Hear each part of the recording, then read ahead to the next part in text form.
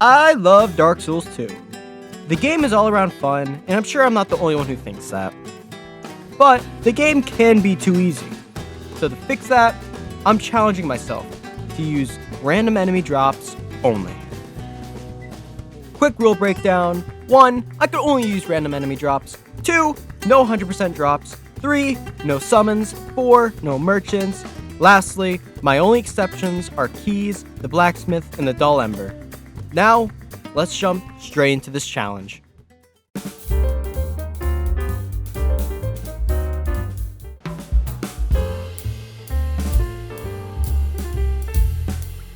I begin by immediately stripping nude and deleting all my gear, because only in Dark Souls, that's seen as normal.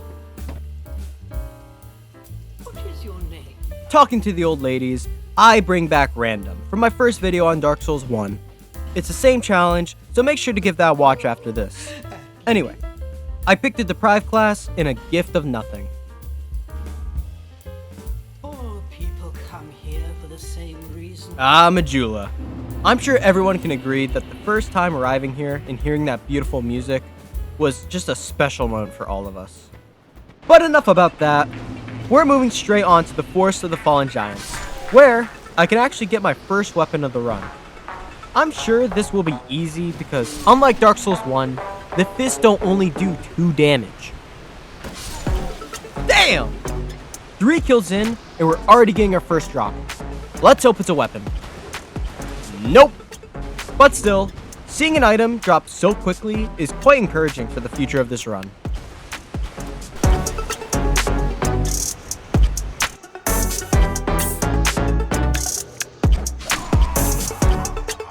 Well, I was right about the high drop rates, but not a single weapon within the first half hour. Fine, let's move on. We can get a weapon later. I'm heading back to Majula so I can get some free souls in High Tower of Flame.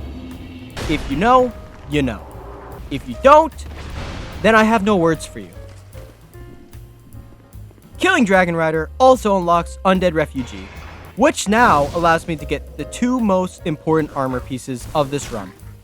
The Prisoner's Tathers and the Prisoner's Mask. Which, for the few who don't know, these both increase item discovery.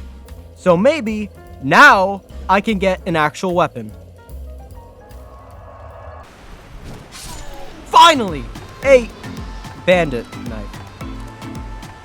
Oh well, better than nothing I suppose. Now, with an actual weapon, I feel more confident to move forward. The only problem is it might be a while till I get my next weapon. Well, now I have a spear. After receiving the most nasty parry, I step into the last giant boss fight.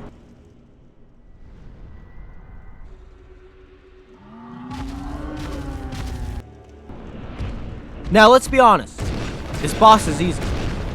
So, we're just gonna breeze through this boss.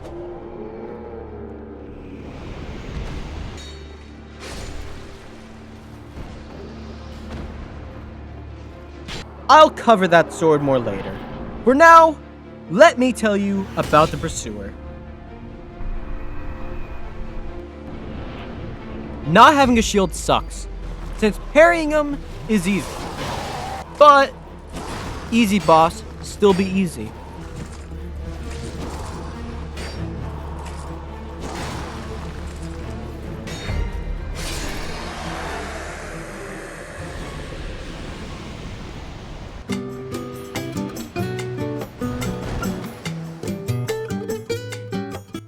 After picking the wrong chest and deleting the humanities, I begin slashing my way to the next bonfire, even getting another weapon, a great machete.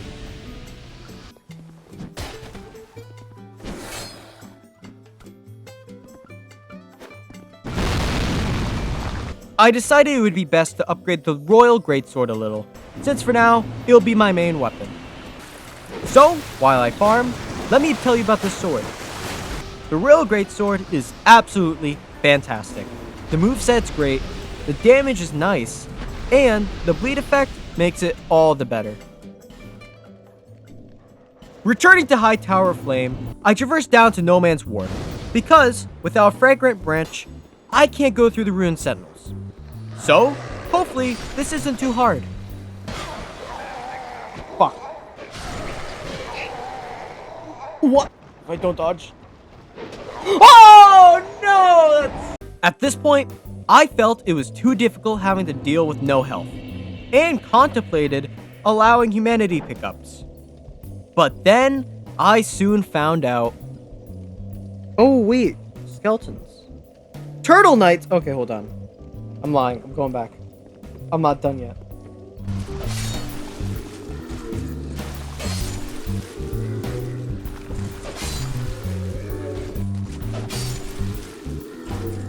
Then, I tried the skeleton in the house,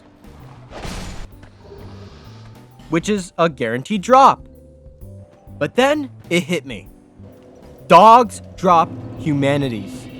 So, after a long grind, I get a single humanity.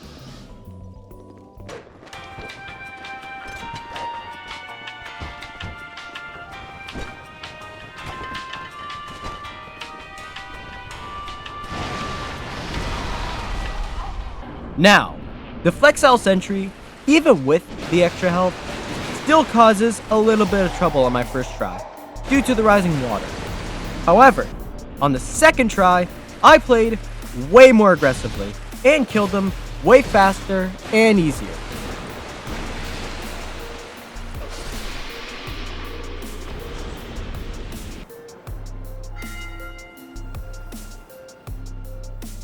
The rest of this part is a breeze to get through, so, skipping by it, we get straight into the Lost Center.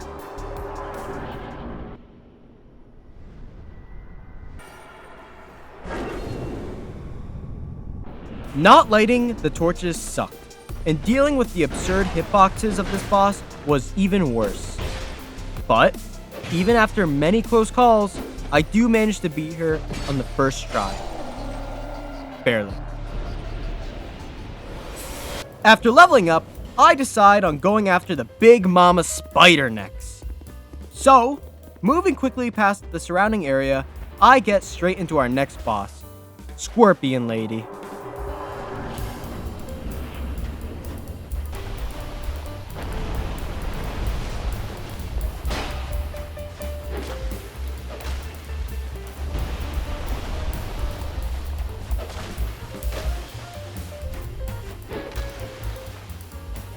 Honestly, such a disappointing boss. Once again, getting by the area is quite easy. But trust me, later in this video, it'll get much harder. Anyway, time for another pathetically easy boss. Actually, let me ask everyone. Comment below, what do you think of this boss? And would it have just been better to leave it out of the game completely?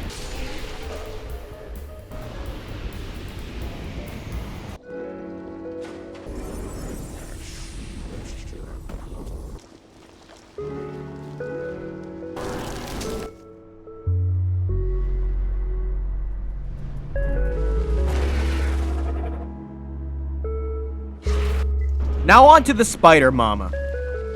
And I forgot a torch. So, after definitely dying on purpose, I come back with the torch, which makes this boss fight a lot easier, not having to deal with her annoying babies.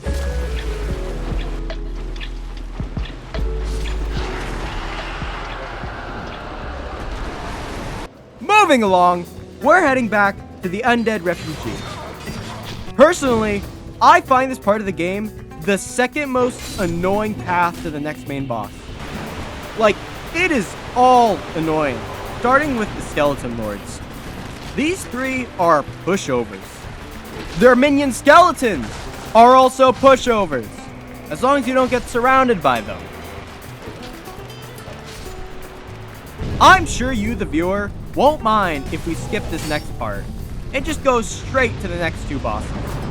First being Jabba the Hutt. Oh, Covenant's Demon. What's to say about him? Other than the fact that he is big, slimy and easy.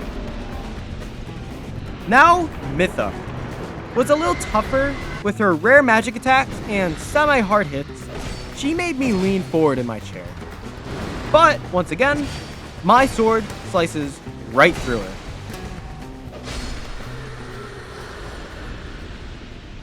Alright, let's head straight in and... oh crap.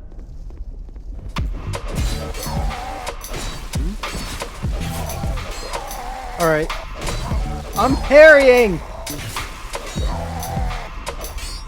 I rolled! Oh my god, the game...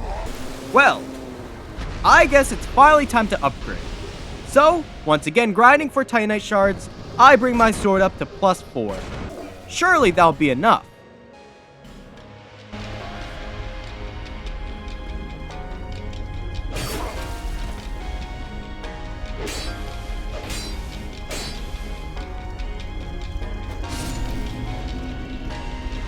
After greedily dying, I take my revenge on Armored Dennis, killing him with ease.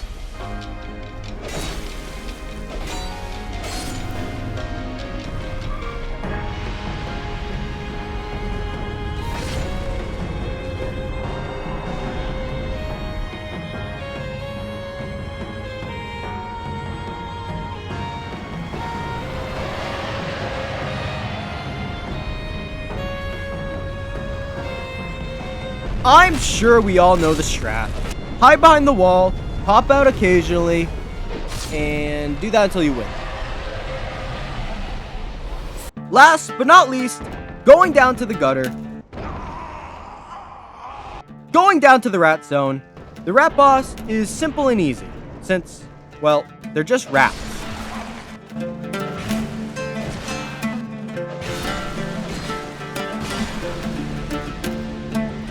Moving down further into the gutter, I get treated to a forlorn invasion. Anyway, into the boss. Let's all agree that the Rotten is a semi-hard boss who can be annoyingly stupid. Luckily, I only had to fight him twice.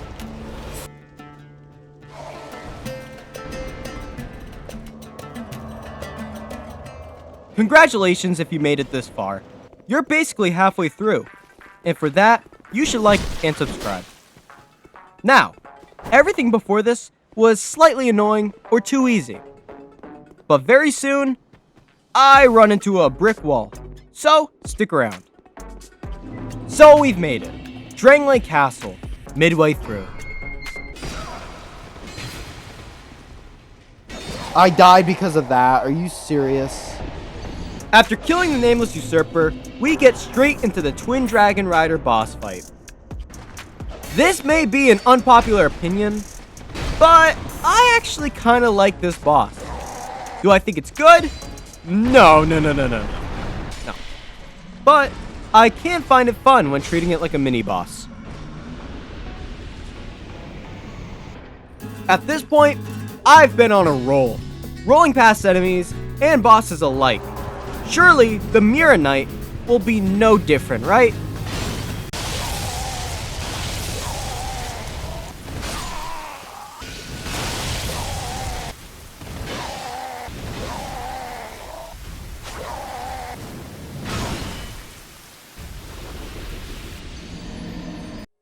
Alright. Time for a big change. After doing some research, I found a weapon that would be perfect for this run.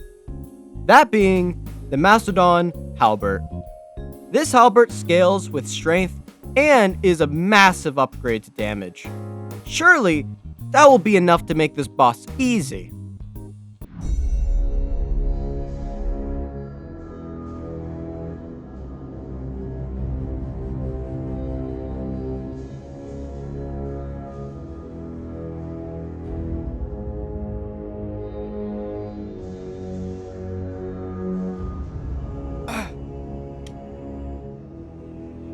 Yes! Oh my god. I actually did it. Oh my god. After the pain that was Glass Knight, we head into the most unpopular area in Dark Souls history. Shrine of Amana. Now, maybe another unpopular opinion, This area is actually so easy. Just run. Anyway, time to kill a frog.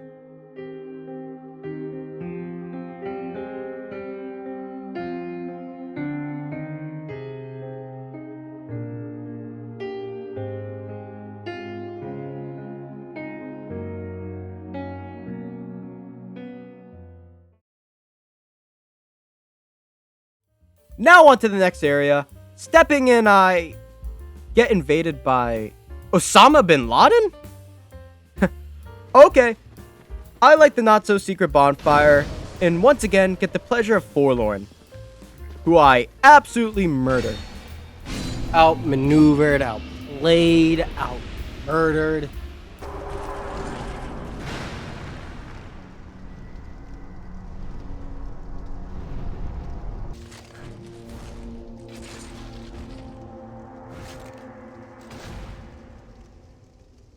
Now I know Velstadt is easy, and his moveset is so simple that a baby could dodge it.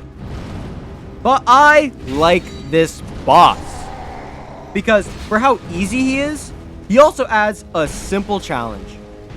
He hits like a truck, and some moves are crappy. But overall, he is a fun boss fight, which is all, grand and whatever. But his run-up absolutely sucks. You know what? Just for you guys, we're gonna speed this up. We're gonna do a progression montage.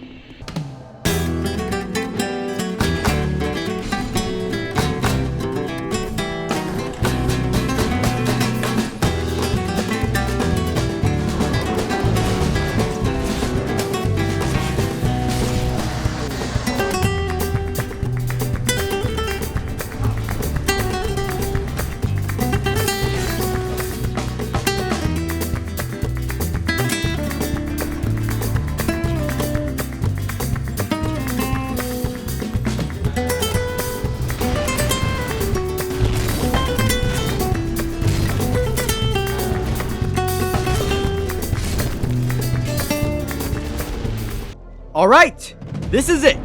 The final few bosses. This challenge has taken long enough.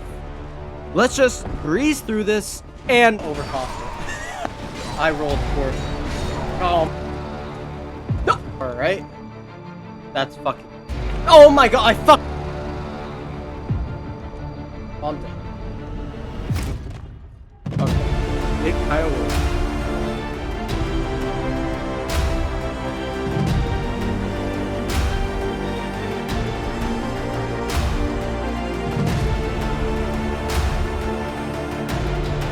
Thank God, that's done now. I could just kill Nassandra and...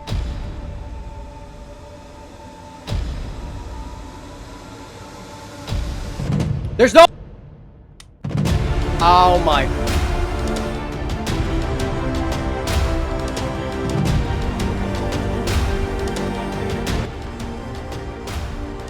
Easy boss fight! Easy! Easy! Oh my god, screw you. Screw you. Screw you, Nassandra. No way, Jose. Baby. Let's end this game. This challenge was way worse than Dark Souls 1. It's almost like when you don't get one of the best weapons in the game, it makes it even harder. But anyway, if you made it this far, I'm proud of you for sticking it through this journey with me. And you should also like and subscribe, because clearly you must have enjoyed the video. Alright, that's all for now. Love you guys, and see ya.